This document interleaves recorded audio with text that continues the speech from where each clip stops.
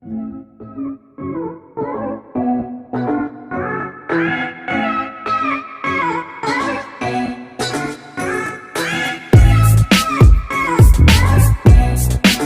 Guys, welcome back to class of learning your with Rahul Sharma, your friend and guide. तो यहाँ पर आज हम बात कर रहे हैं इंग्लिश ऑनर्स स्टूडेंट्स की। सब पेपर का नाम है British poetry and drama 17th-18th century. This is really important. 17th to 18th century, sir, we don't have the playlist, we don't have the novels, we don't have that poetry. कैसे करनी preparation, इसका भी कोई tip नहीं है। As we have the videos of yours जिसमें आपने बताया कि इंग्लिश ऑनर्स की प्रिपरेशन कैसे करनी है, and those who come first time on this channel, guys, do subscribe the channel immediately so that you can get each and every video at the right time so that you can get the paper clear within ease. अब दो तीन चीजें दिमाग में आती है, मतलब मैं इस पेपर को पढ़ूं कैसे, इस पेपर को पढ़ने का तरीका क्या होगा, what be the best way to get maximum marks in this particular paper. पहले क्लियर करना है यार, this is a some of story, poetry and the play.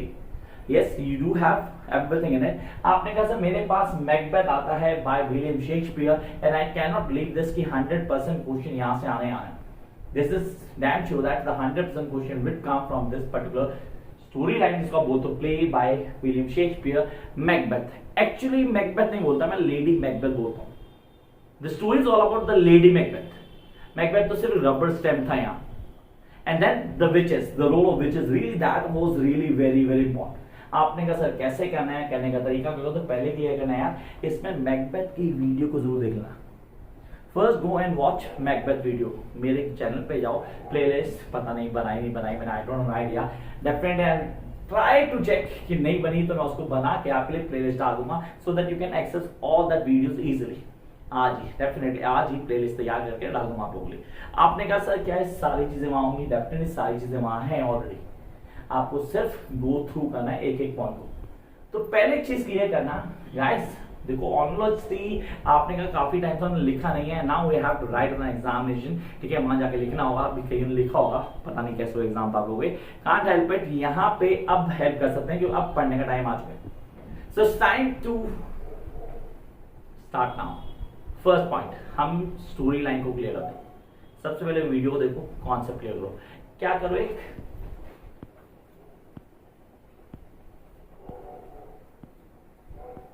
Character chart, I repeat, character chart बनाओ एक। देखो आज से अभी से शुरू हो जाओ गाइस, दोस्त who have not made the character charts till now, this is a high time then you know to know, definitely आप लोगों को पता होना चाहिए कि कैरेक्टर चार्ट कैसे बनता है।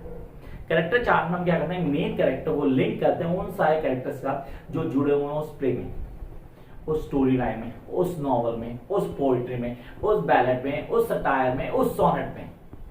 कैरेक्टर चार्ट सबका बनता है। जो लोग बोलते हैं कैरेक्टर चार्ट सिर्फ प्ले बनता है, वो बेवकूफ बनाते हैं, उनको खुद को नहीं पता, देखी दिखाई बातें नहीं करते। कैरेक्टर चार्ट हर जगह होता है, हर जगह एक स्टोरी लाइन होती है, even every poetry have a story behind it. तो आपको कॉन्सेप्ट क्लियर होना चाहिए।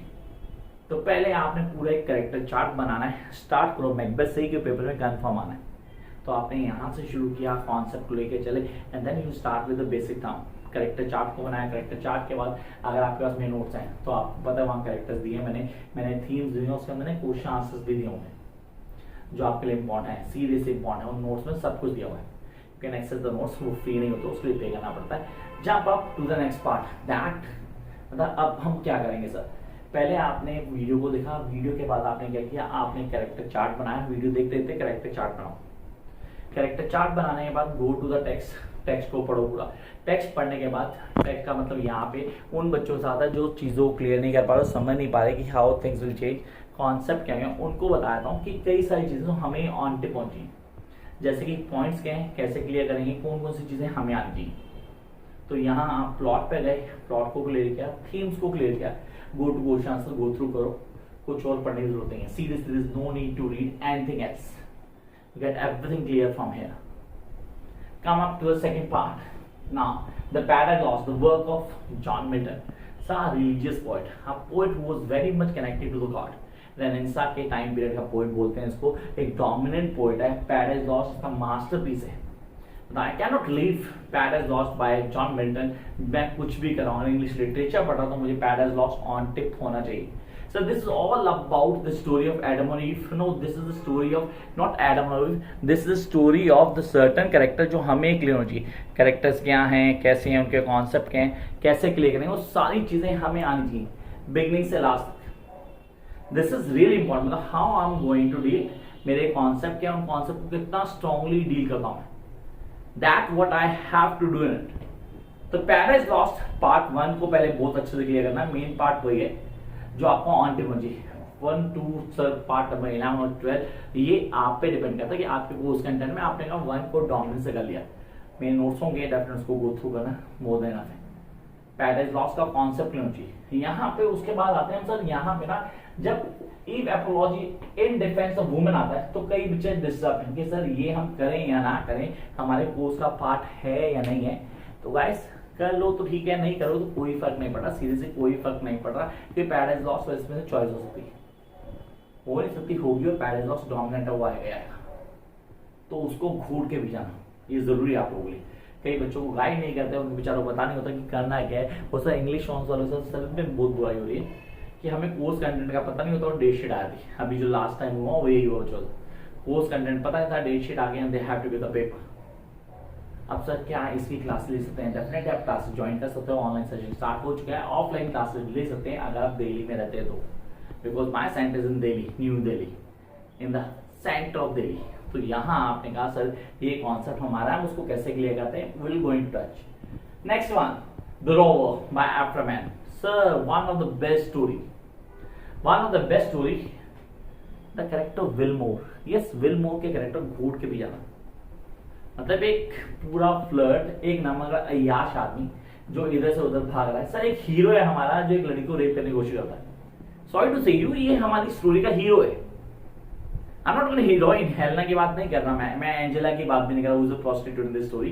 तो आपने कहा सर ये स्टोरी कैसे, क्योंकि जब ये स्टोरी लिखी गई on the time of girl who is definitely beautiful and available, you can rape her. ये क्राइम नहीं था. Sorry guys, don't take me wrong, ये इनकी सोसाइटी थी भाई, मेरी सोसाइटी नहीं है. हमारी सोसाइटी आज भी बहुत अच्छी है. तो वहां पे उस सोसाइटी में डिफाइन किया था कि गर्ल अगर अकेली खड़ी है तो आप उसको रेप करते तो क्राइम नहीं होता था. तो वहां उसने रेप करने की कोशिश की, किसको, हीरोइन की सिस्टर को. तो यहाँ क्या चेंजेस आए, फिर क्या आता है हमारे पास, किस किस कैरेक्टर को समझना है. सर यहाँ पे रोल ऑफ डिसगाइज बहुत ज्यादा मैटर करता है. चीजों को समझना, कॉन्सेप्ट्स को क्लियर करना, एक एक चीज को from the beginning till the last लेके जाना. That is really important. How we are going to understand this, ये बहुत इंपॉर्टेंट है. जो समझना भी इंपॉर्टेंट हम लोगों के लिए. हम कैसे समझेंगे, समझने का तरीका क्या होगा, क्या बेसिक प्लेटफॉर्म होगा जिसको आगे लेके जाना है, ये सारी चीजें आपको आंटी पहुंची. Jump up to the last, the rape of lock by Alexander Pope. Sir Pope, Alexander Pope आप बोलते सर न्यू क्लासिकल पोएट है, हमारा डेफिनेटली न्यू क्लासिकल पोएट है. लेकिन सर अलेक्जेंडर पोप तो सटायर में डील करता था, ये सटायर्स लिखता था जहां पे हम बोलते सर ये सब काइंड ऑफ पोएट्री जहां पे जवाब दिया था, जवाब दिया था किसी के इंसल्ट का जवाब दिया था. उसमें rape of lock, the rape of lock, sir बाल खोल देना अपनी बिलव के, खाली बाल खोल देना, रेप ऑफ लॉक हो गया, आपने बाल खोल दिए, उस पर पोएट्री दी. सीरियस काम नहीं, it's a nonsense. Yes it's a nonsense. मतलब इस पे पोएट्री कौन लिखता है यार, who the hell will going to write poetry on this topic. And देखो ऊपर से ब्लेस्ड हम लोग की हमें पोएट्री पढ़नी पड़ती है, we have to go through by all the text. Concept को क्लियर करना होता है, हम चीज समझना होता है. अब दो चीजें क्लियर करना है जब आप पोएट्री डील करते हो, जैसे कि आप रेप ऑफ लॉक की बात करते हो, आप पैराडाइज लॉस्ट की बात करते हो, या ना Eve apology in defence of women बोलते हो. इन तीनों में आपने ध्यान रखना कि पेपर में आरटीसी आ सकती है. Yes, there is chance the RTC can come in a paper. Confirm है, आ सकती है बिल्कुल यार, इसमें कुछ गलत नहीं है. आरटीसी आ सकती है, पूरे चांसेस हैं. आपको तैयारी करके जानी है. RTC, so what is RTC? Reference to contest. अभी रेफरेंस टू कॉन्टेस्ट क्या होता है, इसको थोड़ा और डिटेल में बताओ, समझ हमारा भी इजी हो जाएगा, हम चीजों को क्लियर कर पाएंगे. तो रेफरेंस टू कॉन्टेस्ट क्या होता है, पोएट्री का एक 3-4 लाइनें आपको दे दी जाएगी, आपको आइडेंटिफाई करनी होगी कहां से पोएट्री, इसका पोएट कौन है, ये हम रेफरेंस में लिखेंगे. कॉन्टेक्स्ट बताना होगा यहाँ पे किस किस की बात चल रही थी, and then go to explanation. ये 3 चीजें आपको आरटीसी में करनी होती है. And then one more thing, आपको क्या आएगा, critical appreciation of the poet और sir analysis of the poetry. या तो critical appreciation of the poet या पोएट्री भी आ सकता है एग्जामिनेशन में। तो वो क्या होता सर, उसके लिए कुछ नहीं करना, मैंने नोट्स में दिया होगा आप लोगों को, मेरे नोट्स में आपको इस पोएट्री की क्रिटिकल एप्रिसिएशन उसका एनालिसिस गिवन होता है, उसको थॉरली पढ़ लेना, किसी तरह की कोई प्रॉब्लम नहीं होगी। And one suggestion at the last of this particular video, guys please start preparing your paper by writing. तैयारी शुरू करो पर लिख कर करना, लिख कर please do right and practice, क्योंकि लिखने की प्रैक्टिस आप खो चुके हैं, आप सबको लिखने याद नहीं रही अब, तो लिखने के लिए बार बार कोशिश करो। The more you write the more you going to have really command on your skills. Wish you all the best for the upcoming exams.